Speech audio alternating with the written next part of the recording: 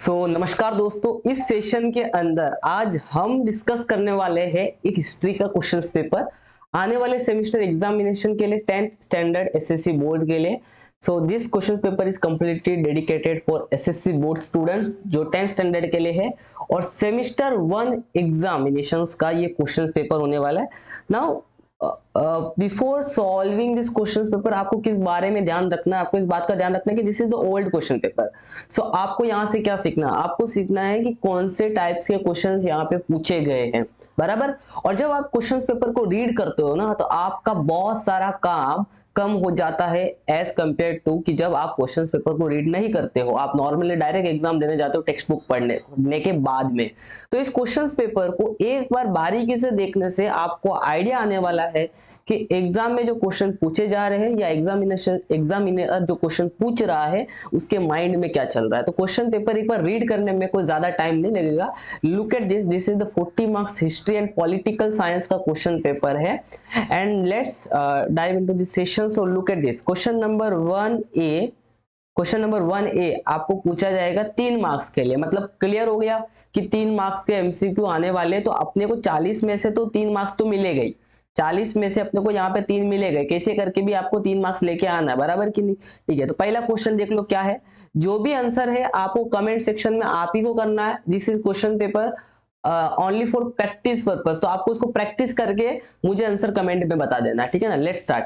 तो this is your challenge number 1। तो आप कमेंट में टाइप करना C1 और जो भी इसका आंसर होगा वो टाइप करना। Okay, this is challenge number 2 and this is your challenge number 3। पहला है newspaper Prabhakar was started by, ठीक है ना। The rock painting in the caves of Bhimbetka is in the dot dot state. कौन से स्टेट में भीमबेटका वाले जो केव्स है उसके अंदर रॉक्स पेंटिंग की हो, कौन से स्टेट में, तो वो आपको कमेंट करके मुझे बताना है। C1 C2 C3 जल्दी करो। कर लिया कमेंट, ठीक है। आगे देखो क्या पूछा गया है आपको। Identify and right the wrong pair in the following sets. तो यहाँ पे आप देख पा रहे हो आपको कुछ पेयर्स दे रखे, बराबर कि नहीं।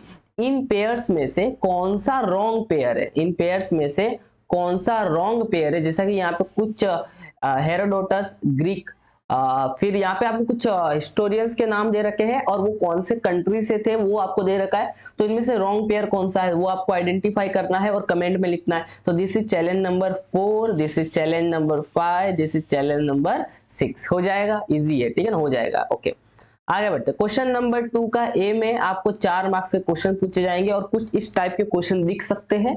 That is cultural heritage sites in the Maharashtra. आपको 4 नाम लिखने हैं। तो ये मेरे हिसाब से आपके लिए चैलेंज नंबर कौन सा होने वाला, दिस इज चैलेंज नंबर 7। तो जो भी नाम है वो आप लिख लेना।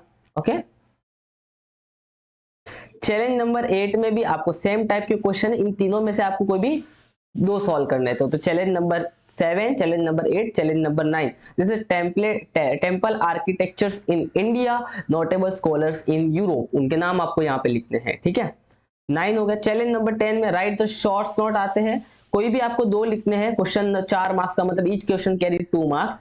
तो यहाँ पे लिखा है पहला वाला, दूसरा, फिर और तीसरा। इन तीनों में से आपको कोई भी 2 क्वेश्चन सॉल्व करने हैं और इनमें से मैं आपको बोलूंगा कि challenge number 10, challenge number 11, challenge number 12। अगर आपको इनका आंसर नहीं पता है तो कैसे कॉपी पेस्ट करके डाल दो और उसको एक बार रीड कर लेना, उसको एक बार रीड कर लेना। तो कमेंट में सारे आंसर भर दो। मतलब कोई भी अगर स्टूडेंट बाहर का आ रहा है उसको आंसर नहीं पता तो कमेंट में चेक करके भी आंसर पता कर लेगा, अरे हाँ स्टूडेंट ने आंसर दिया है, मुझे अब ये आंसर लिख लेना चाहिए। बहुत अच्छी तरीके से आपने आंसर एक्सप्लेन किया होगा।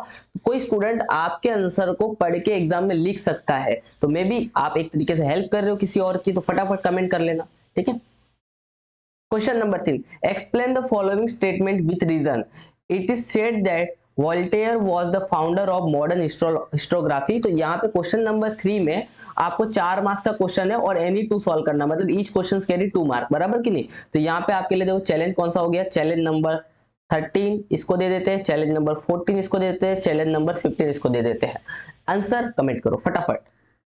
क्वेश्चन पेपर अच्छे से रीड करना। क्वेश्चन नंबर हम लोग 3 तक पहुंच गए। क्वेश्चन नंबर 4 में आपको एक पैराग्राफ रीड करना है और पैराग्राफ के बेस पे आपको कुछ 4 क्वेश्चंस दे रखे हैं। इन चारों में से आपको आंसर पैराग्राफ में से ढूंढ के रीड करके आंसर निकालना है। इतना काम तो हर एक बच्चा कर लेगा, ठीक है ना। तो ये आप चलो इसको चैलेंज के फॉर्म में हम नहीं देंगे। चैलेंज नंबर 15 हो गए हमारे, बराबर। फिर क्वेश्चन नंबर 5, टोटल 6 मार्क्स का क्वेश्चन है, कोई भी 2 सॉल्व करने, मतलब 3 मार्क्स का हर एक क्वेश्चन रहेगा। And this is your challenge number 16, challenge number 17 और चैलेंज नंबर 18। तो फटाफट आंसर करो तुरंत। अब आएंगे हम पॉलिटिकल साइंस पे। पॉलिटिकल साइंस इस क्वेश्चन नंबर 6, आपको 2 मार्क्स के यहाँ पे एमसीक्यू पूछे जाएंगे। तो ये हो जाएगा आपका चैलेंज नंबर 19 और ये हो जाएगा आपका चैलेंज नंबर 20। तो 2 मार्क्स तो आपको 2 एमसीक्यू में मिल जाएंगे पॉलिटिकल साइंस में, करेक्ट है। और 4 मार्क्स के लिए आपको क्वेश्चन पूछे जाएंगे। Each question carry 2 marks. I think कोई भी 2 सॉल्व करना है और वो भी ट्रू फॉल्स के फॉर्म में पूछा गया है। बट हाँ, आपको रीजन भी बताना है कि वो ट्रू क्यों है या फॉल्स क्यों है। तो यहाँ पे आपको हो जाएंगे चैलेंज नंबर 21, चैलेंज नंबर 22 और चैलेंज नंबर 33।